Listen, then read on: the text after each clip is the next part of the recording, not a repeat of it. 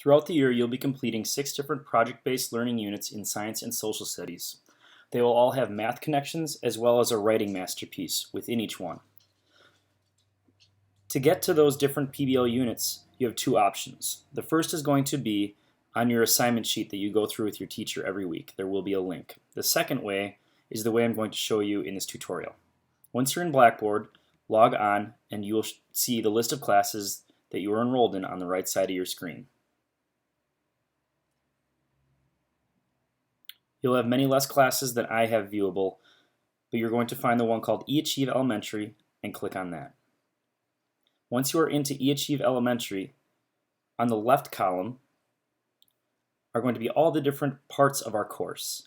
For the project-based learning units, you're going to go into science and social studies and they will be housed there.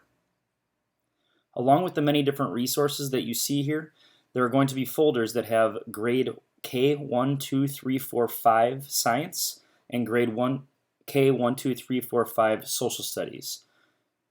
All the project-based learning units will be housed here. Once you click on your grade level, you're going to find the first unit. Unit 1 for 3rd grade is called Forces and Interactions. By clicking on this, it'll take you to the page that has the presentation. You can view all of the assignments week by week along with all of your rubrics and your outcomes and learning goals. I will quickly go through this specific one just so you know what is in each project-based learning unit. On the second page will always be located the standards that we are touching upon. The third page are going to be your I can and I will statements. We call those our outcomes and our goals so that in the end we are able to complete those. The next page will be your unit writing masterpiece. It'll give you a brief overview of what you're going to be doing for your writing masterpiece. The actual directions are going to be located throughout the project-based learning unit. The next 18 or so slides are going to be your instructions. The first of each week is going to be the instructions that have to do with the unit. So in this case, it would be the 3rd grade science.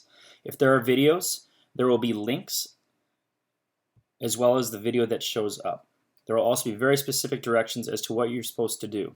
If it asks you to create a Google document, please do so in a Google document and make sure you share it with your teacher in your to be graded folder. If it has you watch a video and just simply watch it, make sure you're thinking about it because it will most likely relate to something in the future. The second page of each week is going to be your writing assignment. Again, it will have specific directions about what it would like you to do. For example, this one would like you to create a Google document. It will also have different tutorial links, so if you forget how to do something from the rest of orientation, it'll help you. The third page is always going to be a math connection. Throughout the unit, there should be 4 to 6 different strands of math that are touched upon. An example in this one is going to be geometry. Since we're looking at motions and forces, it's going to be a game called Penguin Launch. Some of these are a lot of fun, so enjoy yourself on those. As I scroll down, I'm going to fly through. There are 6 weeks, but they all have the same 3 pages with each week. There is going to be located a resources page. All of these resources were either looked at throughout your 6-week unit or the resources that we thought would help you. These are all quick links, so you can click on them to open them up. The next page is going to be a unit checklist. This is going to be the list of assignments that you have to turn into your to be graded folder. These will be graded. The last is going to be your rubric page. Your rubrics, one will have to do with writing, one will have to do with the science or social studies connections, and then lastly, generally speaking, there will be some sort of presentation that you'll be creating and there will be a rubric to do with that.